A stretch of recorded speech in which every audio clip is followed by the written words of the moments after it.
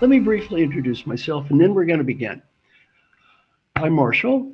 I'm from a small town called Valley Station, Kentucky. I went to undergraduate school at a little engineering school, Rose-Hulman Institute of Technology. Got an MBA at Indiana University and a PhD at UCLA Anderson School. I was a college professor and dean when I was very, very, very young.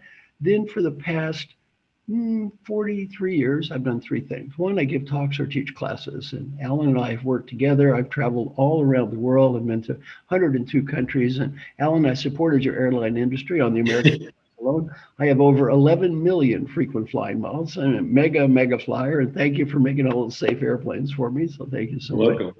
Then then I write books and articles. So I've written or edited 43 books. And Alan, I've mentioned you in many of my books. Sometimes it's Alan's name, and sometimes I have a character called Harlan. So if you read a book, I have the character Harlan in my book. It's really about Alan. So sometimes I mention his name, and sometimes I make him a fictitious character. So I've written or edited 43 books, six bestsellers, and then 37 purchased by my mother, my father, and associated friends. Then, and this, a lot of you are coaches. I coach people. I'm the coach of many wonderful people. And Alan, you've met a lot of the people I've coached. Fabulous. Jim Kim, president of World Bank, and Dr. Raj Shah, head of the Rockefeller Foundation now, and Mike Kaufman, head of Cardinal Health, and we've coached the CEO. I just talked to Albert, who's the CEO of Pfizer, got a very important job right now, trying to make a little virus here to save the world. So I've had the honor of being a coach to many great people, and Alan is, of course, my poster person of coaching. So he has taught me so much, and then I've got a chance to coach him. And I'm here in La Jolla, California. I have a home in New York, and getting ready to move to Nashville, home of country music. So we're going to have a party in Nashville for everybody once I get moved. Now, let me introduce my friend Alan Mulally. So can we go to that first slide? I want to introduce my wonderful friend, and then we're going to get kicked off here and do a review of today. There you go. There we go. Now, what are we going to be talking about today? Well, first, Alan was the CEO of Boeing Commercial Aircraft. That's where I met him. And he's going to be discussing his working together practices, principles, and an incredible process called the business plan review. He's going to talk about stakeholder centered leadership and how that ties into business plan review and the ultimate life plan review process. And Alan has really given me ideas that I think are going to change the entire future of coaching. And I'm so honored to be able to work with Alan to try to come up with some new ways. And Alan, as you know, we're working with 50 people now every weekend, 50 of the Absolutely. greatest leaders in the world. And we're all experimenting and building on all that Alan has taught us and using this life plan review process. And I can tell you, they just love it. Now, very important point. We're going to have a Q&A at the end. So please be thinking of your chance to ask great questions to my friend Alan. This is an opportunity to hear from the guy I think is probably the greatest leader of this century. So So next chart, Kate. next chart. Now, Alan, here's what we're going to be talking about. Number one, you're known for your leadership journey at both Boeing and Ford. I'm going to ask you to share your leadership journey with us because I think to really understand what you do, it's important to know your background. You're known for your working together principles, practices, and management system. I'm going to ask you to share that. And by the way, Alan is so generous. He's sharing what he knows with the world, just trying to make the world a better place. And then how do you incorporate stakeholder-centered leadership and stakeholder coaching and the LPR into the working together process? And then why has it worked so well and been so effective? So those are going to be our big topics. And then we're going to have a dialogue and talk about all kinds of fun stories and interesting examples as we go through the session. Okay, Kate, next slide. Now, here's Alan's background, and we're going to send you, if you're on the call, copies of the slides. So this will just give you a little orientation of who he is. Just to put this in context, I mean, he went to Ford, the stock was at $1.01. He left, it was, I think, $18.40. And Alan, correct me if I'm wrong, the stock did go up 1,837% while you were the CEO, which is reasonable. Approximately. Approximately. So a reasonably successful person. And, he's been recognized as the number three greatest leader in the world, the best CEO in the world, the best CEO in the United States. We're going to send you his bio. He's gotten award after award after award. And one thing I will say, these are deserved. I have met a lot of great leaders. Alan is in a class by himself, and he's not only been a great leader, at Boeing. He's been a great leader at Ford. He's changing the face of executive coaching. I can tell you, all you coaches out there, I have learned so much from him that has totally changed my view on coaching. And not only that, changed my view on life. We're going to be discussing some of the things that Alan has taught me. And I can say, Alan, you've changed my life totally, totally changed my professional life in a way that, I would have never even dreamed of being possible. So Honor. let's turn it over to the next slide and let's have a big virtual round of applause for my friend, Alan Mulally. Alan, hey. Thank you, Marshall. Thank you. Thank you. Next slide, Kate.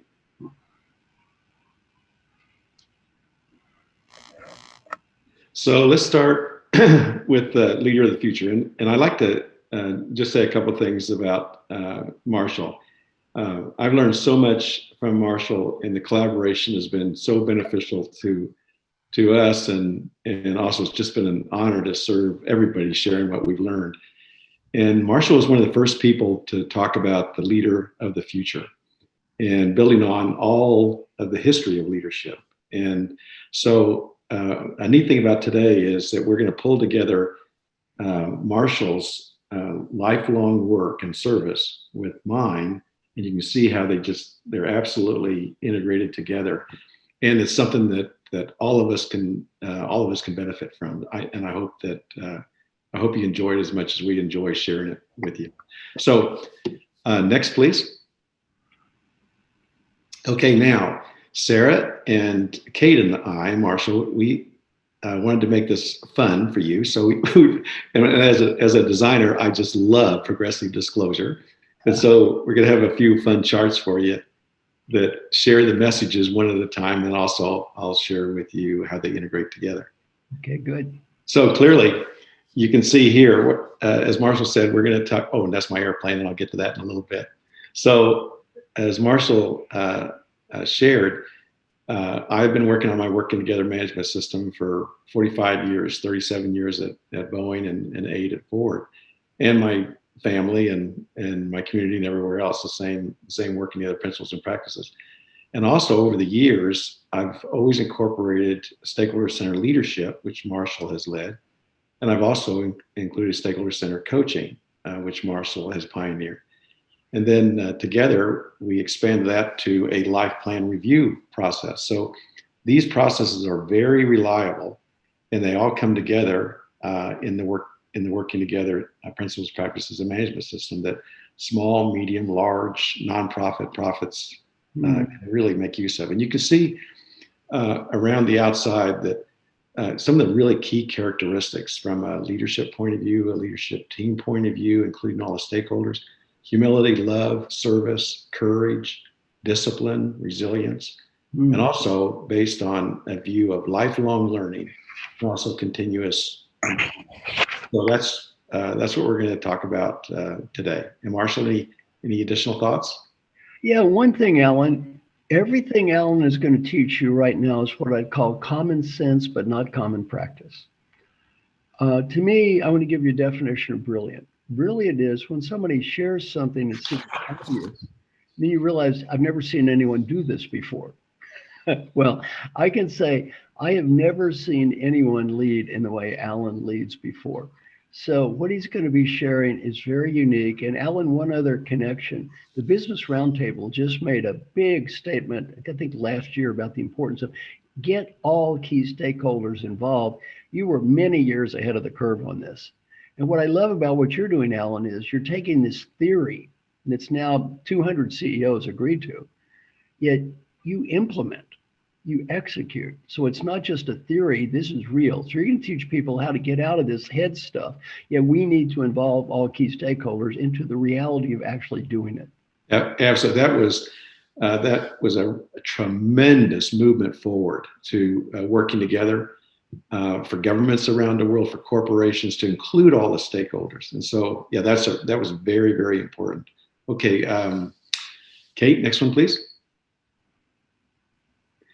Okay, so we're going to start out with a summary of our working together principles, practices, and the management system. And so next, please. Wait for it. Here we go. People first, love them up. Everyone's included, compelling vision, strategy, implementation, one plan, facts and data. Everyone knows the plan, the status. Look at the behaviors. Positive, find a way, respect each other, listen to each other, appreciate each other. Emotional resilience, trust the process, have fun, enjoy the journey. And you can see to deliver value creation for all the stakeholders. So what I'd like to do is tell you a little bit about how I developed these over the years. It's really kind of a story about my working together life and also my dedication to service. So I've always been interested in airplanes and things that move like cars and also technology. And I always have loved working together with others. And so when President Kennedy got on TV, I'll never forget this, and said we're going to the moon. And we're looking for some people to join us and help us make that happen. And it was all going to be not about just searching the universe, but also about what it'll mean to us and what we'll learn and what it means to life on Earth. And so I was so moved by that I really focused on aeronautical and astronautical engineering at the University of Kansas. And I joined the Air Force, and I also became a pilot. And I was very excited to support this compelling mission for the country. And then I found out that I had a slight color blindness. And so I wasn't going to be able to go on the early missions because they were going to be manual, and you really need to understand the shades of gray, which is part of the issue that I had. So they allowed me to go back and finish college. And of course, I was studying aeronautical and astronautical engineering. I was very sad for not having the right stuff. And my thesis advisor and teacher, Dr. Roscom, had been the head of aerodynamics at Boeing. So I was helping him with his textbooks and doing the problems in the back of the book as a graduate student. And so he took me to Seattle and introduced me to the Boeing team. And they were just beautiful. And their mission was unbelievable. A safe and efficient transportation, get people together around the world. You find out we have more in common than we're different. And then we can choose to work together for the greater good. I was so excited. And so I finished my education, and I was very fortunate enough to be hired by Boeing. And I had the honor to work on every Boeing airplane, on the design, the manufacturing, and also the support of the airplanes in service. And the 707, the 727, the 737, and all of you around the world know these and love these like I do. The 747, the 757, the 767, the 777, which I was asked to serve as the chief engineer and then the program manager of the entire program. And then when I was the CEO of Boeing, I helped launch the 787.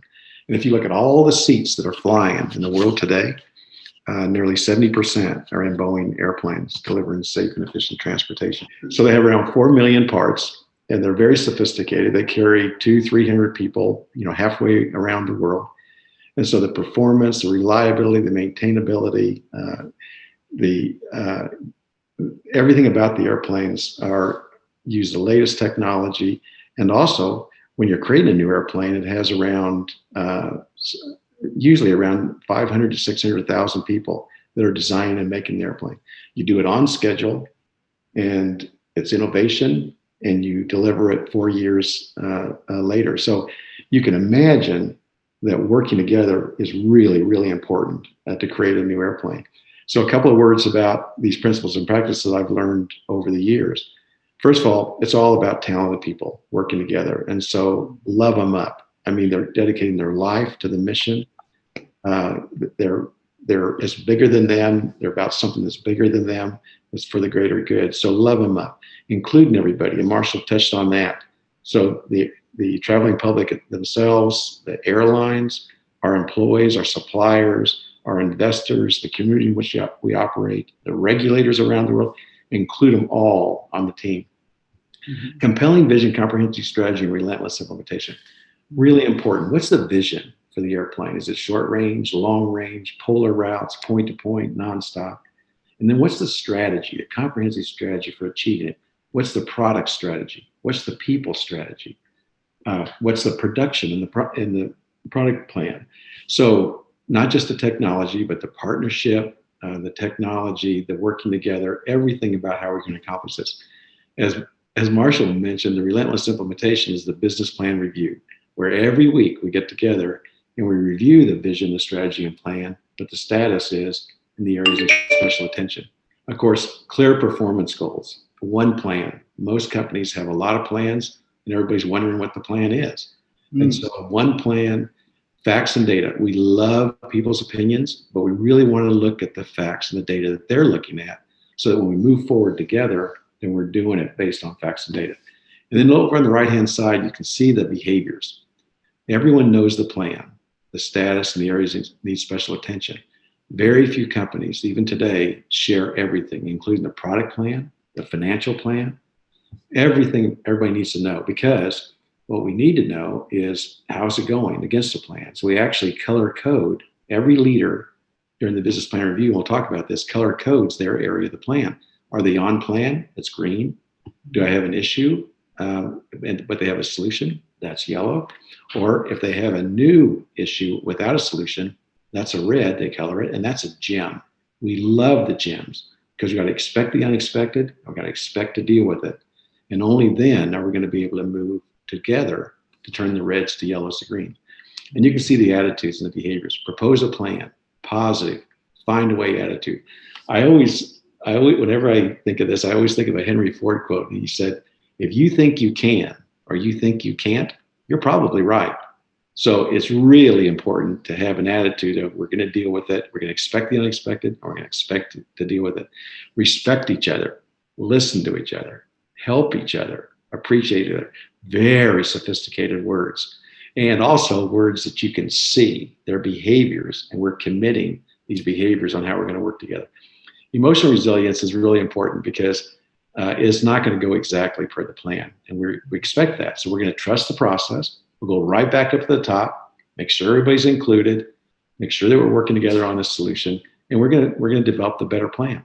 Have fun, enjoy the journey and each other. Every day I wake up and I just say thank you for the honor to have been able to serve on the creation of all these fine products, and to enjoy and appreciate all the talented people that I've had a chance to work with. And so one caveat is never a joke at anybody else's expense. The reason is when it comes to working together, if a person feels like they might be the focus of a joke or humor, they're not going to feel safe, and they're not going to be a victim. So they're not going to be able to share with us what's really, really going on. And so the most important thing is to nurture that environment. Never a joke at anybody else's expense. A couple of things about the airplane, because you're going to see it show up. And so I was in Guangzhou, China one time with China Southern Airlines, and I was representing the 777 airplane technically. And we had the rest of the business people there and the lawyers and the contracts, and they were finalizing the contract for this multi-billion-dollar contract for 777. And so when I got through with my presentations and reviews, I was sitting at the table and the contracts people were working, and lawyers. And so I drew my airplane like I do, and I wrote the equations of motion around it, and I was enjoying myself. And then the chairman of China Southern Airlines was on the other side of the table, and he stopped the meeting. He said, Mr. Mullally, that airplane, is that your sign? Is that your chop? Is that your bean? And I kind of, yeah, well, it really is, sir. And I said, what do you think? And he said, well, I really like it. And this decision is the biggest decision we'll ever make for our company. And so I would like you to sign our contract with Alan and that airplane. So I turned around to the lawyers and the contracts people, and I said, so what do you all think? And I said, you can't sign a multi-billion-dollar contract with a doodle of an airplane. I turned to the chairman and I said, so what do you think? He said, oh, I'll only sign it if you add your airplane. So I turned to the contracts people again and said, what do you think? They said, you know, Mr. Mullally, we really like your airplane, really like it. So ever since then, everywhere I've been and everything I signed, I saw it on a golf ball the other day on eBay for $135. So if this doesn't work out, maybe I'll just do some more signatures. PGA is really important, and it stands for profitable growth for all. And if you're in business, profit or nonprofit, being able to grow and create value is absolutely key. Because if you're not, then the organization is dying, and it can't be okay for all the stakeholders.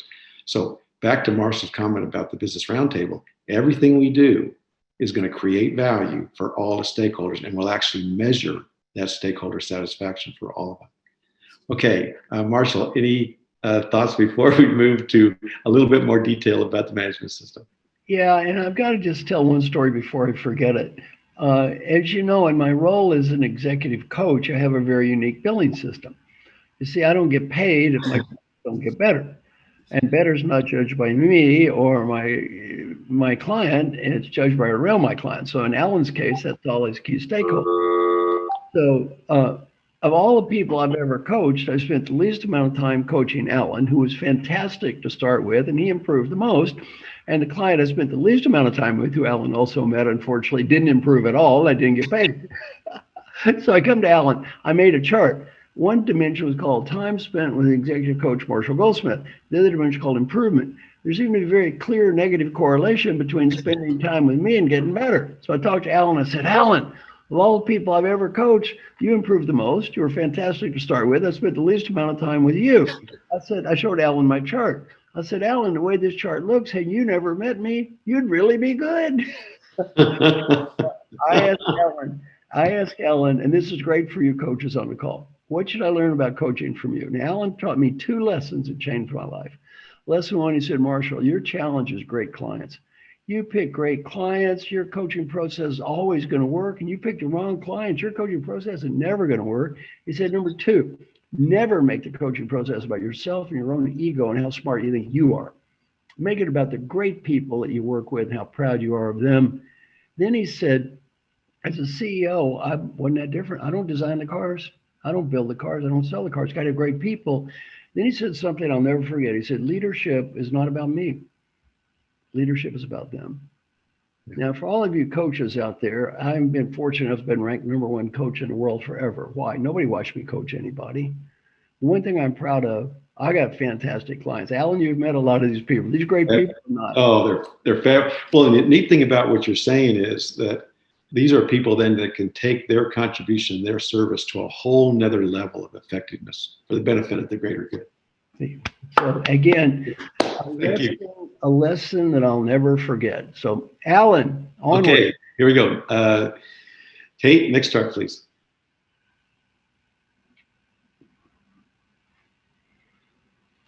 I think you want to go to, there you go. And next one, please. We're going to talk about the management system. I'm sorry, Kate. And the management system is how, to Marshall's point, this is actually how we do this. It's how we manage the company and we manage ourselves. So next, please. Here we go. As my daughter says, wait for it. So principles and practices, the leadership team, the creating value roadmap that we talked about, and then the business plan review. And we're going to love all the participants up. Okay, now, the key thing here is the principles and practices are what we just reviewed. And that covers the behaviors that we're going to commit to. Also going to cover the process that we're going to follow, the creating value roadmap and the business plan review. The leadership team, of course, is really important because that's how we include all the stakeholders. So whether you're a customer, whether you're a supplier, an employee, the bankers, the investors, you're represented by someone on the leadership team. So we have a complete leadership team that represents all the stakeholders. In addition, if you are a larger company like a Boeing or Ford, we also include the P&L leaders around the world that have profit and loss responsibility, whether it's the airplanes themselves or the areas of the world globally. And then we also have functional leaders like engineering, manufacturing, procurement, communications. So a very simple matrix organization where everybody can work together to get the synergy out of the entire organization representing the shareholders. The creating value roadmap is the key for managing the business. And that is, we're going to come together on that compelling vision, a strategy for achieving it, and a plan that creates value. And we're going to measure that. And we're going to review that regularly, the plan and the status. And that's where Marshall mentioned the business plan review, and which also ended up being a great vehicle for the life plan review, which we're going to talk about later. So in that meeting, we review every week. Everybody's there, the entire leadership team, all the stakeholders, all around the world, all networked. And I started out, we go through the vision, the strategy, and the plan. Then every member of the team explains their contribution on the strategy and plan, and then the status against that plan with the greens, the yellows, and the reds. So it's not to work the problems. It's so that everybody knows in 1 2-hour meeting once a week where we are in the areas of special attention. And then we'll go to some special attention meetings on strategy, product, process, and people, where we'll work the issues and then incorporate that into the better plan. So this is our culture. It's how we do it. It's the process we use, and it's also the behaviors that we commit to, with zero tolerance for violating those behaviors. And Marshall and I'll talk about that a little bit. So with that, let's go to a little bit more detail on each one of them. Kate?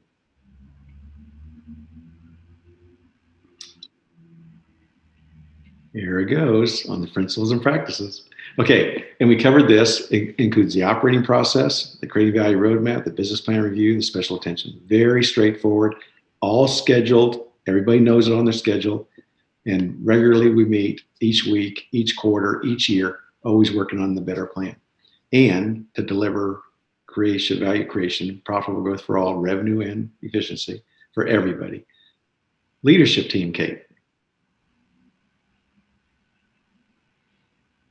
Wait for it. Okay, you can see here why Marshall and I and all of the coaches and the Life Plan Review 50 people, all of the people that are attending today, how we have come together on the real value of working together and leadership, and what's that really mean.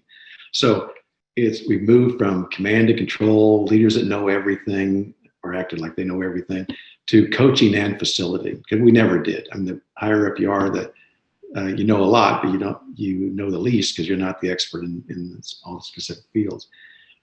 Cohesiveness, diversity, and inclusion, really, really important. And leading, everybody on that team, leading with humility, love, service, courage, discipline, and resilience. And of course, we all are responsible and accountable for our working together management system, process, and behaviors. And Marshall is the one that came up with this, with zero tolerance for violating either one when he understood, and I explained to him how we actually work. And we can talk about that a little bit, about how do we deal with people that do not want to commit to these behaviors in this process. And then also you can see that we include in the ongoing performance management and growth for all the stakeholders process, we include stakeholder-centered leadership, stakeholder-centered coaching, and life plan review. Now you can see that now you have this integrated life where everybody is pulling together to help every member be committed to lifelong learning and continuous improvement and developing their skills both individually and collectively. Okay. Alan? Yes. There's one thing I'd love you to spend some time on because it is so unique. Everyone talks about today stakeholder-centered leadership. You were so far ahead of the game on this, but I love the idea, if you can just share a second about how you actually have representatives of the key stakeholder groups in every meeting. So on the team. Are represented. It's not some talk or theory. It's real. Can you just describe like some of the key stakeholders and how they're all represented in your meetings? Because absolutely. You know, again, this goes back to the cultures and environments that I grew up in and helped nurture. Is that there's never? I mean, I've never at Ford. We don't sell cars. We design and make them and support them. But the Ford store owners are the ones that have all the relationship with all the customers. So we have them on our team, represented on our team. We actually have committees of them that help us with the product development and what we can do to serve the customers even better. So you can imagine, same thing with the bankers, same thing with the investors. They have their representative on the team, with one of our team members, and that share everything. Everybody knows the plan, the status. That goes through all of the shareholders worldwide. All those stakeholders know the plan, they know the status, and they're using special attention. So back to another thing that Marshall said, you can imagine the responsibility that all those leadership team members feel to each other and the goals of the organization. They're not working for just the leader now. They're working for each other and what the organization's compelling vision is going forward. So I really think that that's the reason that we're able to move so quickly and respond to the new issues that we have and move forward together. Okay, let's go to creating value roadmap. Okay, this is fun. Okay, there you go. Okay, so we talked about our vision, strategy, and plan. And so the idea of those three things is to create a profitable growth for all plan, creating value. And one way to think of creating value is just think of profits. And if you plot them out 5 years, and cash flow will follow, and discount that back, that's the value of your corporation or your business. And so the idea is that we'll work on this year's, that first box. And at the end of the year, we're also going to have another box that's 5 years out that reflects what we're doing on our better plan to actually create more value, so that every year we're creating more and more value for all of the customers and all of the stakeholders. So we actually measure all of the stakeholders that we just talked about. We measure their measures for their satisfaction. So you can imagine the customers have theirs, market share, the product line, also the employees, how they feel about the corporation, how they feel about what it does, how they're being treated, are they being valued? The suppliers, you can see every one of them we include measures for it. I remember one fun thing, Marshall, where when we were doing this at Ford, we started out this at Ford, and one of them was employee satisfaction. And one of the leaders said, well, how are we going to measure that? And so we have our employee survey, and we also have their feedback from their quarterly reviews and stuff, and their performance management. And so we'll just measure that on what they think. And they said, well, I know what our employees think. We'll just tell you. And I said, well, we could do that, but why don't we ask them? Why don't we actually do a survey and we'll ask them what they feel, how they feel. And so they said, okay, and I could see they're really anxious. And they said, so what should the slope of that line be, that employee satisfaction going up? So they had this big conversation about what the slope should be. And finally I said, you guys, why don't we just start by having it go up? We'll just have it go up. And then we'll work on a plan to make it go up. And then we won't be exactly right away, but pretty soon we're going to get to a place where we know what the employees think. We're going to know what they think that we all can do to make that even go up higher. And then we'll just work together to make it happen. So you can imagine that when you have everybody together, and these are performance measures now. That's not like what you hope or wish or want. These are things that we have decided is really important for all the stakeholders. They include the product process people on the PGA. Okay. Alan, I got one good question. Yes. Alan, please elaborate a little on RXM. You said PGA. Oh yeah. So PGA, Marshall loves this. So I've always tried to keep this really straightforward, because I had to keep it straightforward for myself to pull all of these pieces together to create an airplane or a business or automobiles. And so profits equals revenue times margin.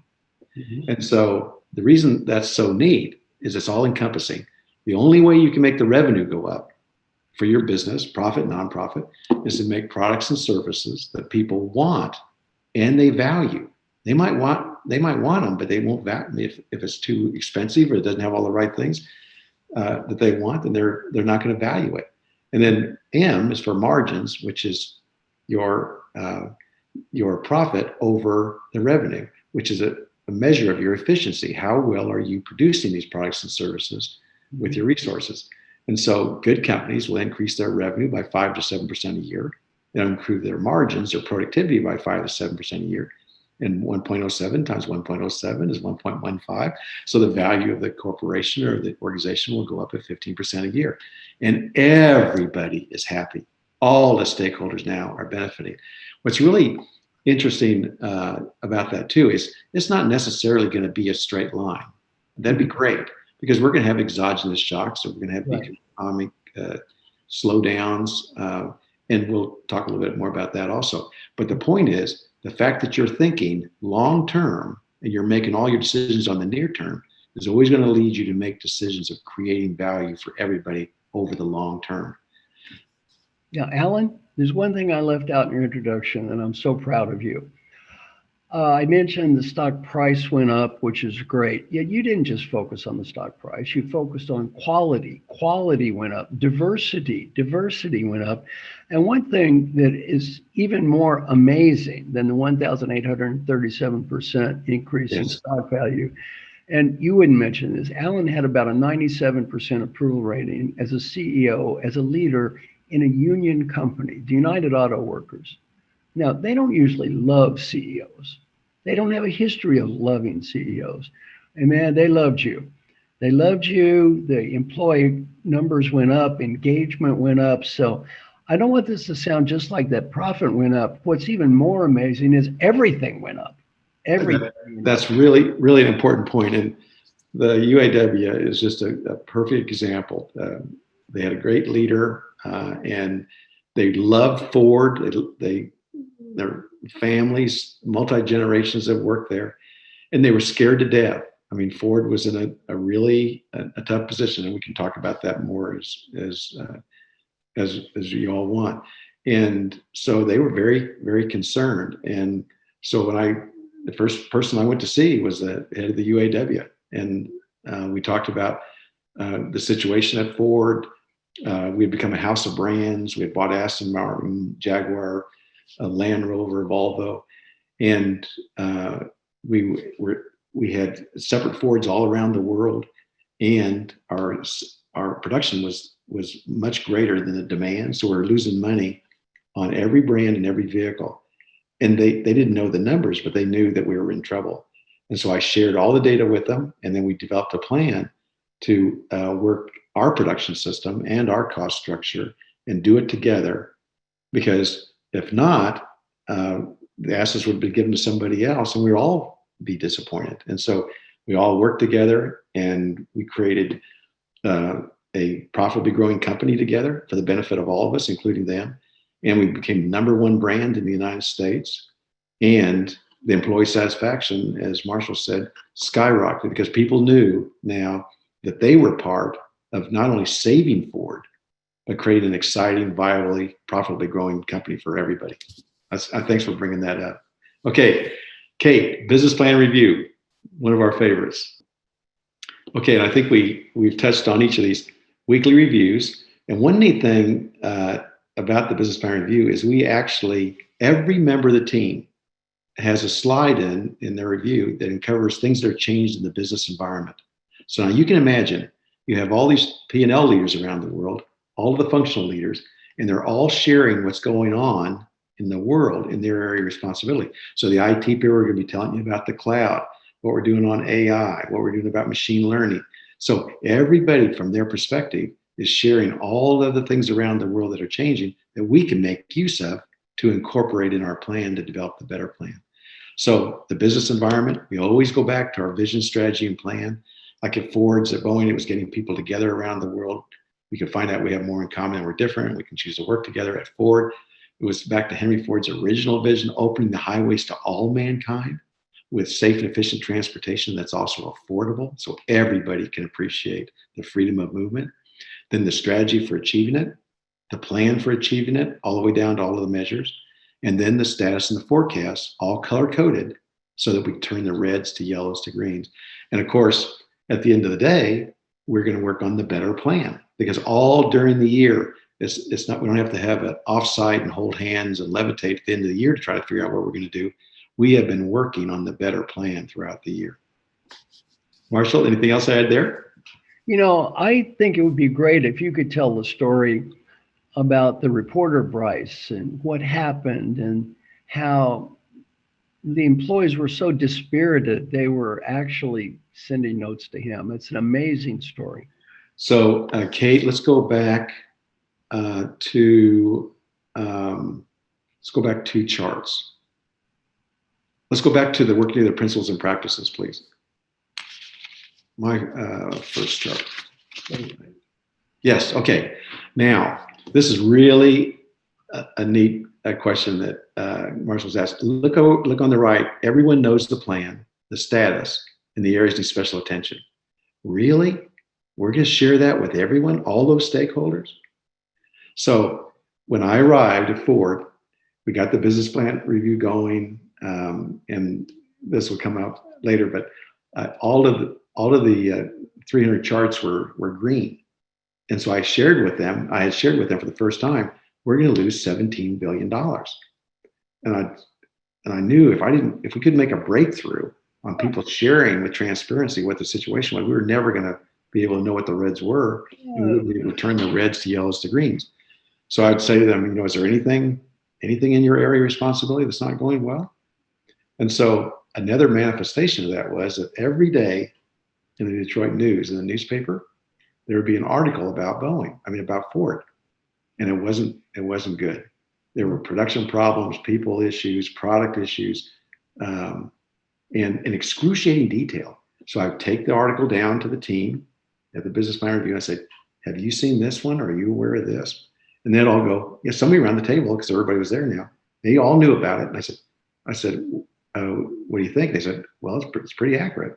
And I said, well, how does that get in the paper? And they said, I don't know, but it must be our employees are leaking this to the paper. We just need to go find them and explain it to them. I said, so I wouldn't get anywhere with this. So I called up the journalist. His name was Bryce Hoffman, and he happened to be the journalist that ended up writing the American Icon book that Marshall mentioned. And I said, Bryce, here's a CEO calling up a journalist at the paper who's writing articles that are not very flattering about Ford. So I said, Bryce, I'd like to just ask you, how do you get these articles to put in the paper? And he was very hesitant. I said, Bryce, please trust me. I'm here for one reason, and that's help save our Ford. And he said, well, at that time, he said, I just pushed my answering machine. I said, what's on your answering machine? He said, well, it's the story that's in the newspaper. And 80% of the time, the story is, the person that is called gives their name and their telephone number and says to me, if you have any questions for clarification, please call me. This is really important. So I said, wow. Now you can imagine, I am so excited to get the business plan review going and share the knowledge with everybody so everybody knows what the situation is and that we're working it. And so I shared that plan. We got it all going. And within a month, all the stories were gone. And we all know that we have all these reds and yellows and we're working them. So I thought, why is that? Why are there no more stories? So I called up Bryce again and said, Bryce, there are no more stories in the Detroit News. How come? He said, because there are no more messages, Alan, on my answering machine. And I said, what do you think? And he said, I think that from what I know from everybody, you are sharing all the problems in the situation and you're working on it. And so everybody know, why would I waste my time calling a newspaper when the top of the leadership team, which we didn't think knew the problems before, are all working on all the problems. And so I'm going to just work really hard to work with them. So that's what Marshall's asking about. Okay, Kate, if you can go back to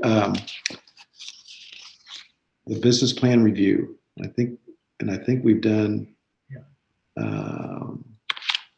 perfect. Okay, and then I think we got to the better plan. Okay, so that's great. So Kate, next one, please. Okay, life plan review.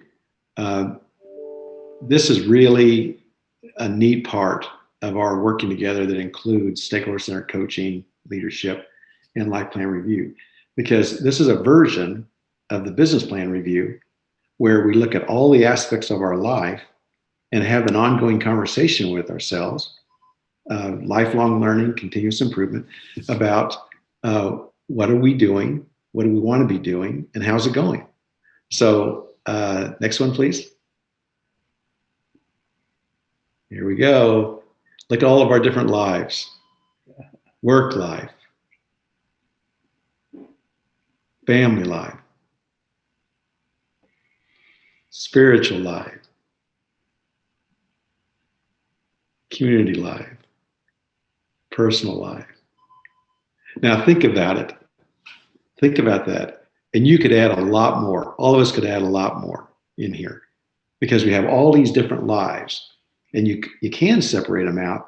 But clearly, the more you can have an integrated life that is your one life, that's also your life's work, it is based on lifelong learning and continuous improvement, then I think the more effective you're going to be. So what we have done, and I love Kahlil Gibran's quote, work is love made visible. So you go full cycle. It's one life, it's life's work. And oh, by the way, your life's work is your love made visible to everybody. And so this is one part of the performance management that we have with every leader, everybody in the company, that as they do the performance management for work, they also, as much as they would like, have a conversation about how these lives integrate together. My one advice to you is that all you have to do is look at your calendar. Mm-hmm. Look at it in the morning, look at it at night, and what are you spending your time on? And the people that say work-life balance that say, okay, yes, my family is really important, so I'm gonna arrange for a holiday with the family next year in August. Hey, check that, got that one done. Well, probably not gonna work out so well. So be honest with yourself. What do you really want to do? How do you want to serve? And then put that on a schedule. Put a couple of bullet items about what you're going to do about that. Share it with others, just like the Stakeholder Center coaching. Share it with others so that they can help you accomplish your one life and your life's work. Marshall, further thoughts? Well, you know, Alan, we're going to get to the LPR process later. One thing I've learned in working with 50 amazing people every weekend, trying to implement your process about life, is for more than half the people, what they need to improve the most isn't at work, it's at home. And you know who these people are. They're amazingly successful people in all walks of life. Yet what you taught me, among many things you taught me, is if you want to do something, you better measure it. And you measure work, but sometimes we don't measure home. And I love the story. If you don't mind, you could tell a story about your family, maybe now or later, about the BPR process. Because it might be good now because you're absolutely right. So when Nikki and I got married, we've been married for 50 years, and we started our family. We started having children. As a program manager, I knew we needed to have a process. I mean, when you have 7 people in the house, you need a process on how to manage the place. So I kept trying to convince Nikki that we need to have a business plan review every week. And she said, we're not going to have a business plan review, honey, in our family. So I finally came up with, well, let's have a family meeting every week where we kind of go over everything. Well, she liked that. That sounded like it would really help. So we come home from church, and here's the agenda for the family meeting. So first of all, the first agenda is we'd go through the house, pick up all of our stuff. This includes Nikki and me, put them back in our cubbies, put them back in our room, because after a week with 7 people, the place looks like a bomb's gone off. So we get everything put together. Then everybody goes back to their room. They pick up their laundry, bring them down to the laundry room. We usually have 2 washers and dryers because with 7 people, you got to turn this stuff fast, or you're going to be doing that all day long or all week long. So then we bring the laundry down, dump it all out in the middle of the kitchen table. Then we have 7 people now to sort the socks and everything else. So that now goes really fast because you can't get that done when you're just one person doing it. And I didn't sign up for a compelling vision of sorting socks. So the next agenda items, they go back in their room to get their calendar in a little spiral notebook. And then we go around the table and everybody would share what their week is going to be like. And do they need taxi cab service or cheerleading service? We started this in kindergarten. Okay, so and once even before kindergarten, they were sitting there watching this. They just because they're so interested in it.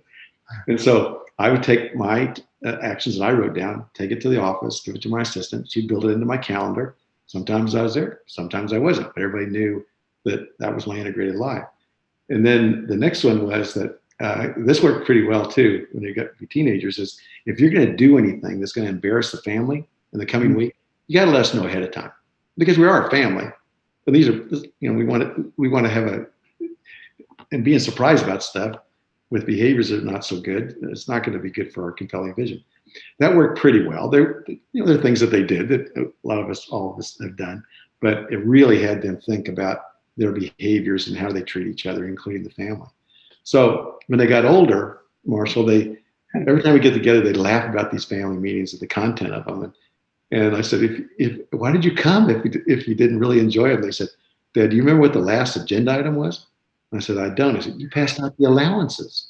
Of course we had to come to the family meeting. Well, I want you to know now, just like in Marshall's household, every one of the kids now are doing their version of the family meeting. So this integrated life, it really works. Okay, Kate. Okay, now only have 2 slides left. One is why does it work? And we'll talk about this with the Q&A too. So next chart or next progression. So clear and effective principles, practice, and management system. This is so clear, and if you follow it, near term, long term, including all the stakeholders, the cohesive leadership team we pointed out. This is not leading with arrogance. This is about humility, love, and service, and appreciating each other, and then coaching and facilitating, and holding ourselves accountable for nurturing this environment with, again, 0 tolerance for violating behavior, and both on the process, on the behaviors. It nurtures a smart, healthy, safe, and highly motivated team because it's safe and it's warm and it's performing and people are helping each other. Includes all the stakeholders. The cool thing is, you can imagine, it's adapting to a rapidly changing world. No matter what's happening, we're on top of it. We're not surprised. Every week, every member is representing their view of the business environment to bring to bear to develop the better plan. And maybe the neatest thing is that all the stakeholders are feeling the true satisfaction. And we all know this. Everybody on this call knows what it feels like, personal and team accomplishment, when it's something about the greater good that's serving and that's growing. And it's just so fun. Marshall? Alan, I got a good question. A couple of good ones. One, what does 0 tolerance mean? I want to stop to really focus on the uniqueness of what Alan is doing here. Everyone talks about the importance of behavior. And everyone, to be fair, has the same kind of list about desired behaviors. There's one difference between Alan and everybody else. They actually do it. They actually do it. And by 0 tolerance, that is exactly what it means. Alan was very clear. Here are the behaviors that we want. He put them down. He put these behaviors down on paper. So this was not a surprise to anybody. Here are the behaviors that we want. He writes them down, and then people had a choice. Absolutely. Didn't go back and do some witchhunt about the past. Starting over, forgive everybody for the past, and feed forward. Let's move on. Alan, so Kate, people that didn't want to follow the leadership behaviors. Kate, let's go back to the working of the principles of practices and management system. This all the way back, I think to 4. Back and back. And there we go. Okay. Now, I'll never forget when Marshall and I had this conversation and he said, really? He kept saying, what do you do about the people that do not either believe or commit to these behaviors? And the first thing I said to him, I don't know whether they believe it or not. But what I know is we all can see these behaviors. And these are based on fundamental principles and practices that we've all been striving for thousands of years. And so they're right, they're the right way to treat people and the right way, and we want to be treated. So he said, so what do you do if somebody doesn't follow it or doesn't commit to it? I said, well, I talked to him about it. And he said, tell me about that. And I said, well, in the business, I'll give you a good example of the business plan review. We had one leader, senior leader, that really smart. And every meeting he'd go after somebody, a fellow member in the business plan review, and to stress how, or to correct him or share how much he knew. But he wasn't doing it following these behaviors. It was rude and it was arrogant and it was intimidating. And so I followed him up to his office, and this happened 2 or 3 times. And I said, here are the principles and practices. This is the way we're going to treat each other. And how did that go today? He said, well, I wasn't so good about that today. And I said, well, what are you going to do about going forward? He said, well, I don't know, Alan. This is the way I've always operated. I've been very effective. I've been command and control. You promoted me. You've given me raises, and I don't know whether I can change. Mm-hmm. And I said, well, I understand, but you understand why we're doing it? He said, I do, but I don't know whether I can do it. And I said, well, it's okay. And his eyes lit up, and he said, it's okay. That means you're going to give me an exception so I can operate this way because I'm so fantastic.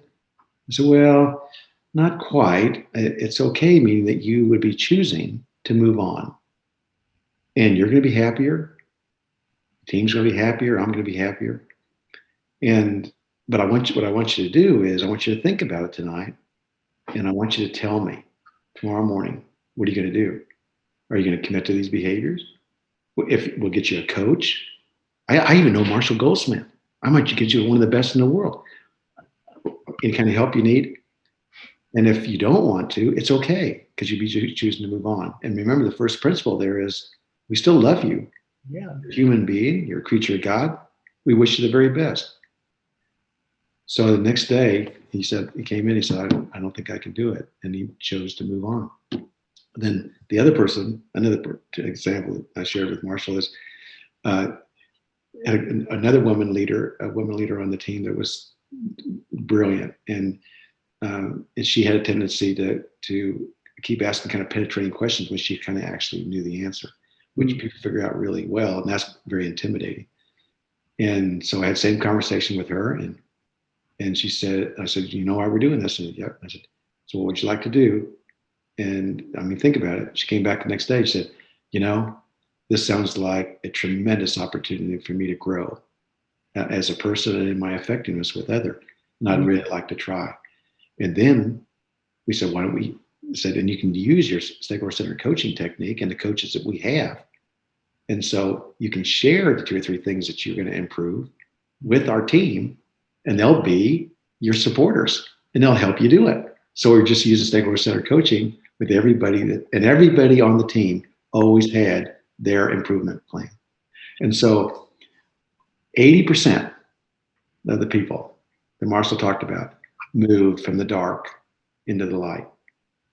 And the ones that decided to move on, they had great lives, and some of them even changed a little bit.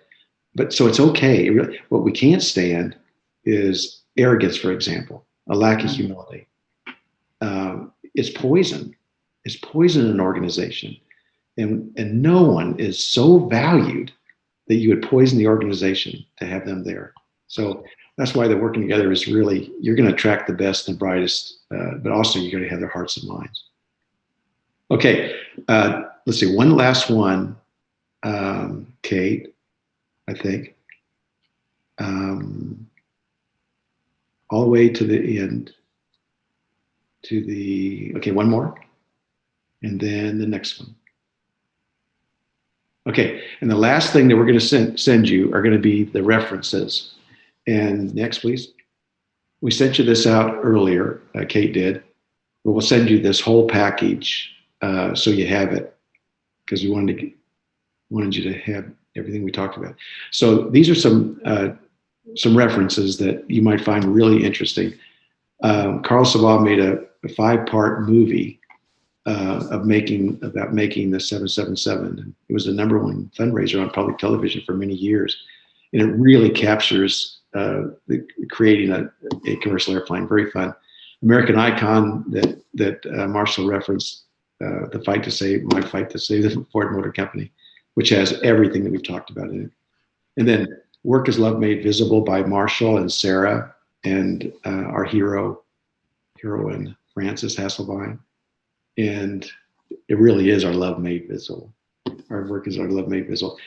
Marilyn just wrote a new book, The Extraordinary Power of Leader Humility, that she asked me to help with, and I just was absolutely honored. It's just a fabulous piece of work and shows the value and the effectiveness of the humility of leaders, starting with just a deep appreciation and respect for human dignity. Hmm. And then Working Together was an original book written by Jim Lewis about our time at Ford, which covers a lot of detail on the principles and practice. But those are some good references for you if you want to follow up. Okay, now with that, Sarah is going to join us. Now, Alan, yes. 2 more stories you have to tell. Two more, because these are so wonderful. To me, describe the red, yellow, green briefly, and describe what happened when somebody said red. I want to come back to this. I want every coach and leader to hear the story. To me, this is the epitome of what you did. That second, if I had to pick a second to turn it around, that's good. And Sarah MacArthur is joining us. You can see her now. And we got a lot of questions. The questions have been fabulous. And this is one of them, Marshall. So this is good. We're moving into the Q&A now. Okay, good. So this is a big one. So you can imagine, I think I mentioned that we started the business plan review. We got the behaviors down. It's becoming very cohesive, even fun. We had 300 charts. They're all color coded and they're all red. And that's when I said, you guys, is there anything not going? They're all green. I mean, they're all green. I'm sorry. They're all green. Oh, thank you. They're all green. And I said, is there anything that's not going well? We're losing $17 billion. And eye contact down to the floor. So that goes on for a few weeks. I'm thinking, my gosh, if we don't get this turned around in this transparency, we're not going to be able to get Ford turned around. So finally, the leader of North America was doing they had a launch of a new Edge in Oakville, Canada, with a lift actuator issue. And so he was looking at his charts the night before the business plan review in his business plan review. And so up comes the launch chart, technical readiness, schedule compliance, financial impact. It was green, green, and green. He had stopped production. I mean, this is huge. And so he said, this seems like one of those red things Alan talked about. And one of his senior vice presidents says to him, what's your point? He said, well, I think he's saying that we got to share the data so that we can all move forward together. And then another senior vice president says to him, good luck. Because there was a days of if you never brought an issue up to your supervisor unless you had a solution. So now you're managing a secret. So the next day, everybody arrives and green, green, green, green, and then wham, up comes this red chart. And I mean, the eye contact goes to the floor. The air is being sucked out of the room. I start to clap. And everybody told me later that they knew that was a sign. The 2 large doors in the Thunderbird room behind me were going to open up. 2 large human beings are going to come in and extract Mark out of the meeting because he had a problem. He was the problem. And so I asked the team, I said, what can we do to help Mark? I said, thank you for that great visibility, and what can we do to help? And 3 of the leadership team members made a suggestion that were all helpful. It took 8 or 9 or 10 seconds. And next week, only red chart. A couple of weeks later, because everybody's still scared, but Mark was still sitting there. He was still there. I couldn't believe he was sitting there. And so a few weeks later, turned to yellow, had a solution. A couple of weeks later, turned to green, and the video started flowing all around the world. What do you think the 300 charts look like the following week? They look like a rainbow, exactly. And at that point, everybody decided they could trust the process. This is how we're going to operate. They weren't the problem. They were the solution. And you think about the reds that we saw, tsunamis around the world, the bankruptcy of GM and Chrysler, the economic slowdown, the financial crisis, all of those things we sometimes we have business plan reviews every day. But those principles and practices allowed us to handle all of the exogenous shocks around the world and create a long-term growing company for all of us. Alan, I want to spend 1 minute on this one because to me, this is so deep and so unusual. One of my coaching clients was JP Garnier, CEO of Glaxo, and he said, I've learned a very hard lesson as a CEO. My suggestions become orders. Now, the one thing you did to me that was mind-blowing, that I've almost never seen done before, is when he said red. Rather than saying, have you thought of? Yes. Or I have a suggestion. That's an order. No. And you don't need to do that because you want all of the talent in the room, all the stakeholders are there. And you're just going to be blown away by how the answers will come. The worst thing you can do is start going through that dialogue with them, because then everybody's going to stop talking and stop thinking about it. And you know the least about it anyway. So your job is coach, facilitate, nurture that advice. Say thank you, smile, go to bed at night, get some sleep, come back with energy to serve. Okay, Sarah. Wow. Thank you both so much for bringing us working together today. What an amazing hour. We have had questions and comments like crazy from, I think it's 1,000+ people on this webinar this morning. It's pretty incredible. So our first question, we want to get to as many as we can, is from Benita Thompson in San Jose, California, and it's for our friend Alan. Alan, she asks, if we define collaboration as working with others to gain support for a mutually beneficial outcome, what gets in the way of collaborating, and how can organizations design the managerial role to encourage collaboration? Fantastic. And I'll try to be concise, although you guys have the rest of the day, we can talk about this. So Bonita, it's a great question. And the neat thing is the way she asked it. See, she said what the plan was, that we together are all going to commit to a vision, strategy, and plan to accomplish something that benefits all of us. So once you do that, now what you need is what Marshall said at the start. You need a process, and you need expected behaviors. So that business plan review with everybody there, with a commitment to those behaviors, that's what allows you to move forward and include everybody, especially dealing with the reds and the yellows to turn to green. So that is the answer, and it works every time. Every airplane program, everything I've ever been on is like an entrepreneurial new startup. So everything, the only piece of paper I took to Ford was that working together principles, practices, and management system. And I spent hours with them answering their questions as much as they wanted about what it meant, all the things that Marshall's been asking, everything they wanted to know. And that breakthrough is when they decided to trust the process of working together, and then we're on their way. And the leader is the one that has to start with the leader. It has to be nurtured by the leader. Great question. Alan, one thing we haven't discussed yet, which is mind-blowing for a CEO. Not only did you have transparency with the people in your team, they invited guests who actually watched the team. 2 guests, 16 direct reports, 32 guests watching this. Totally mind-blowing idea. Share it with the group what you did. And Marshall saw this. We always invite guests as part of our continuing teaching education about working together. And it kind of gets at Bonita's question too, because you want to spread this all the way through the organization. So every time we have a business plan review, every member of the team takes the data for the whole meeting, takes it down through their organization, then it's improved for the next week with the new knowledge. So the data is going up and down throughout the organization. And so one of the ways to accelerate that is have every leader bring a couple of guests. And I mean, they dress up, they're going to the top of the world headquarters of the Thunderbird room of the Ford Motor Company. They're with the leadership team. They're sitting around a round table. They can see all the people all around the world in their offices. And then they watch them operate this way. And they're sitting, and they don't have to, and we introduce them at the first, the leader that brings them, introduce them, and they're terrified. I mean, And we said, no, it's okay. We're just going to ask you a question at the end about what you thought and any impressions for us.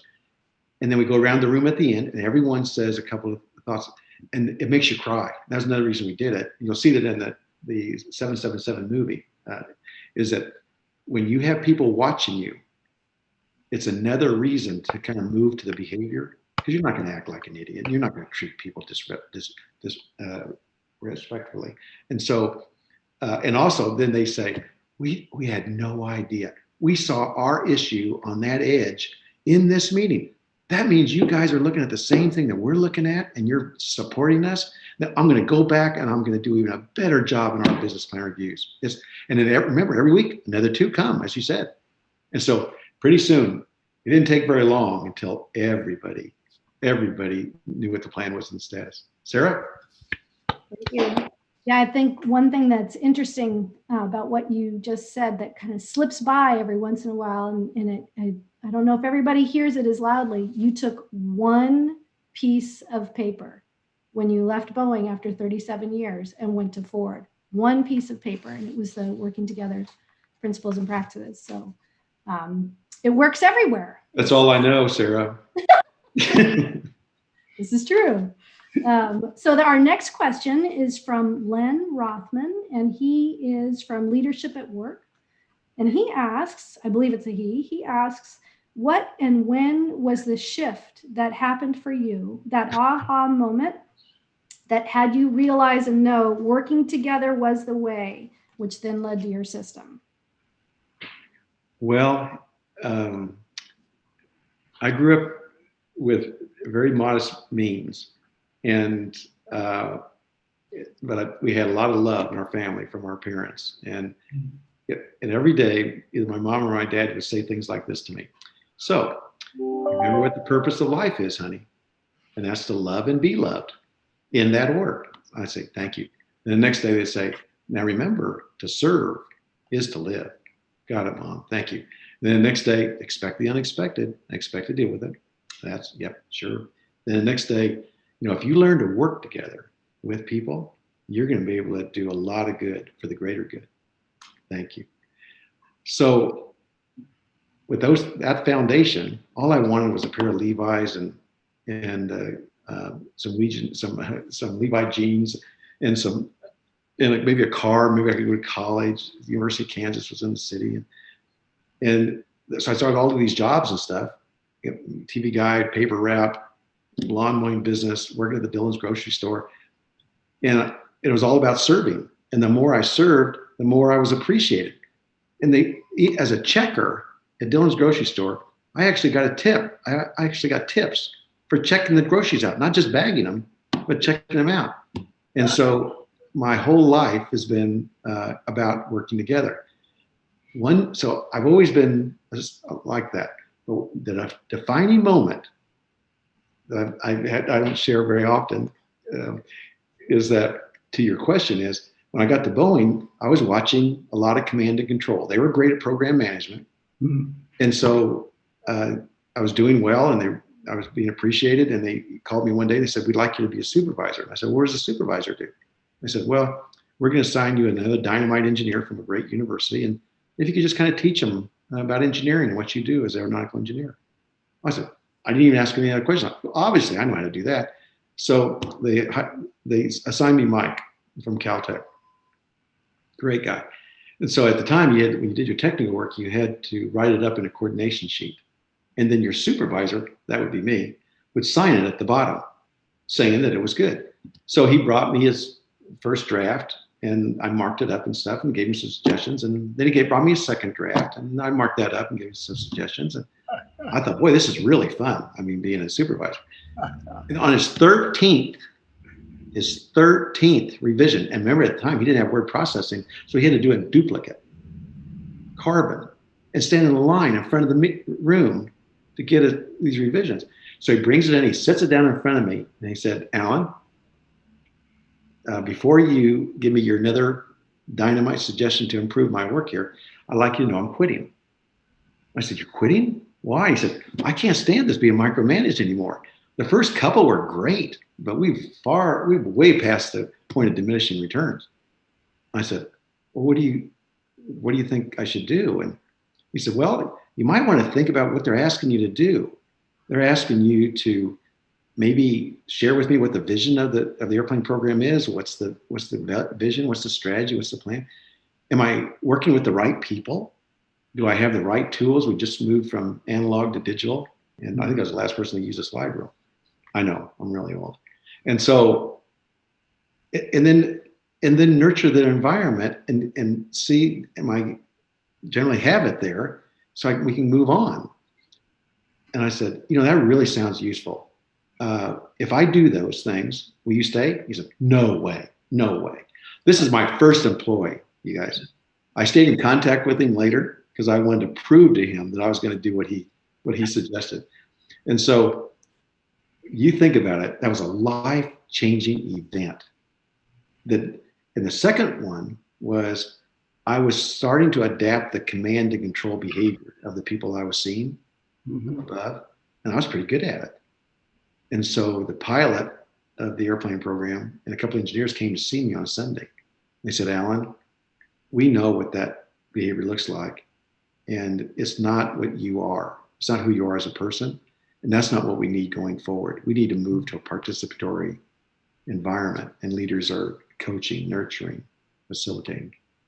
And so you need to decide, or we're gonna quit the program.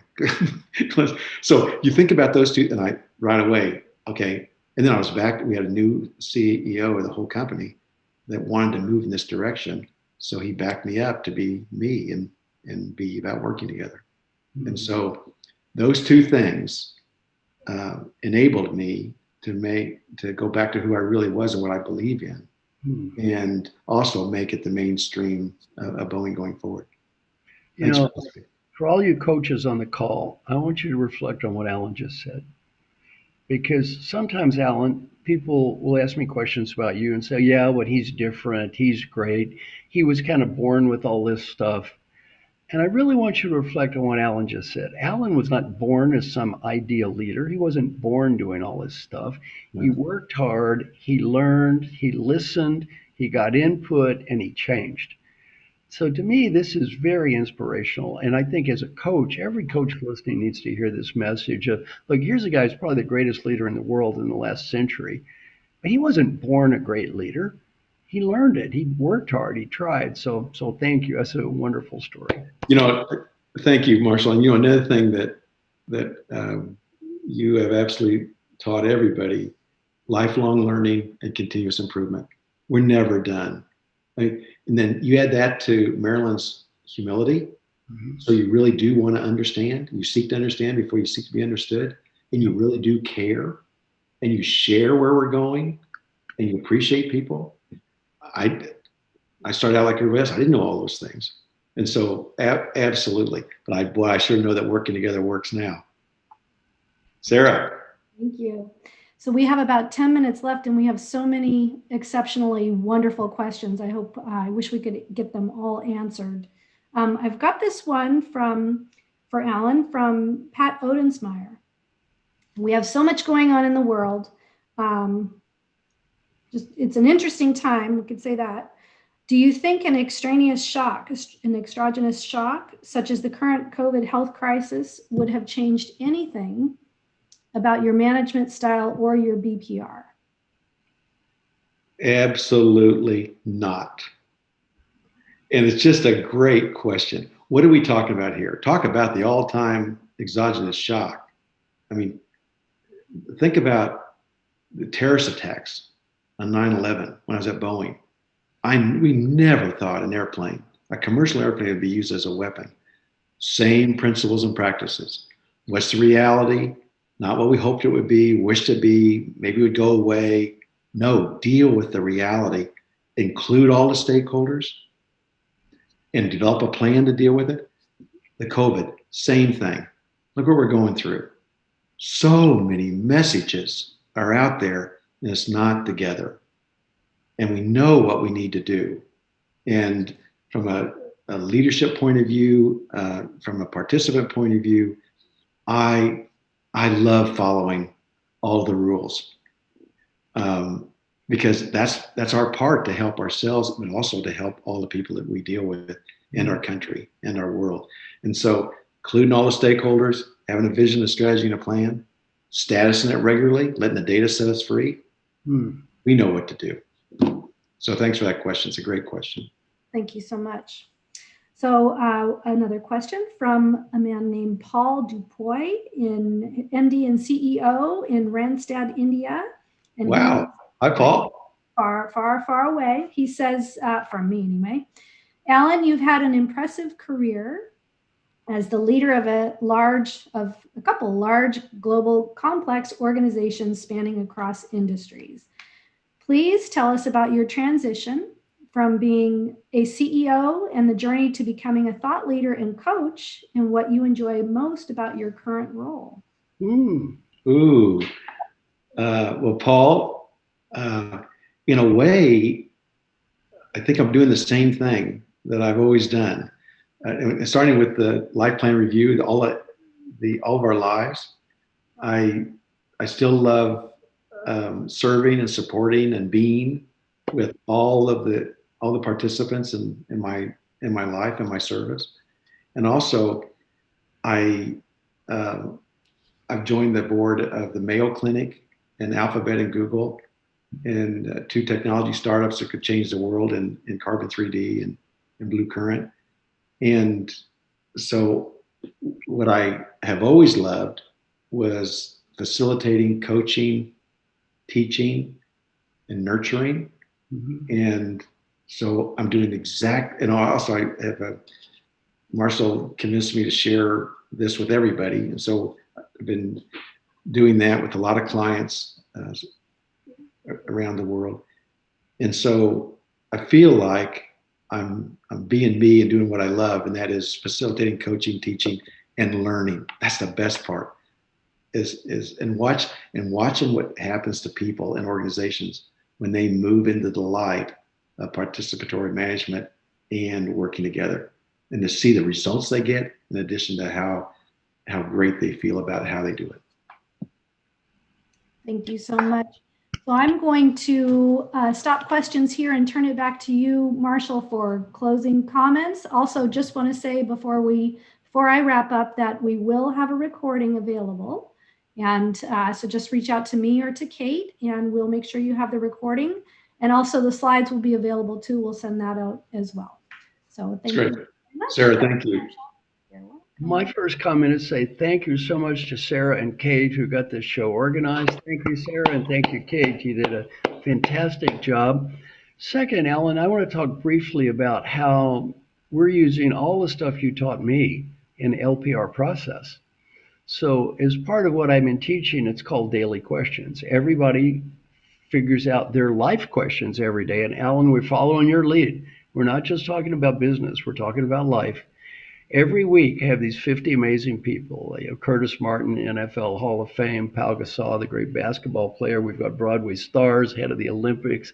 Some people, Jim Kim, head of the World Bank, Raj. Great. People love you. People love you. And we get together every weekend, and everybody talks about their lives. And what we have is exactly what you talk about: total transparency. Total transparency. Everyone shares. It's not just about work. It's about work and home. And what people love about it is exactly what you taught me. We have accountability without judgment. And Alan, just like you, stakeholder-centered leadership, ask everybody for ideas. Learn from everybody. And everybody in that group is learning from everybody else. And I got a message from all of them to say, thank you, Alan Mulally. Oh, thank you. You're the inspiration of this process. And I've been doing this with Mark Thompson, and I are doing this every weekend with 50 great people. It's called Plan Review. And it has been an amazing, amazing project, which is inspired by you. And the other thing, all of those of you have read what I've learned about coaching. A large percentage of everything I've learned about coaching, I learned from Alan Mulally. Our 100 Coaches program. Who are my heroes? Thank you. Alan Mulally, one of the great heroes of my life. So Alan, I am so honored you joined us today. So proud to know you. I've learned so much from you, and you've given so much to so many people. So thank you. Thank you very much. Thank you, thank you, and Kate and Sarah, thanks so much for helping do that. Especially our progressive disclosure. I love it every time I see it, and all for everybody that is with us today. I just wish you the very best in your leadership journey and in your working together service. So there's Kate. There's our entire team. So congratulations to you all. Obviously, you care about lifelong learning and continuous improvement. Everybody that's tuned in here today. So I wish you the very best in your service going forward. Thank you.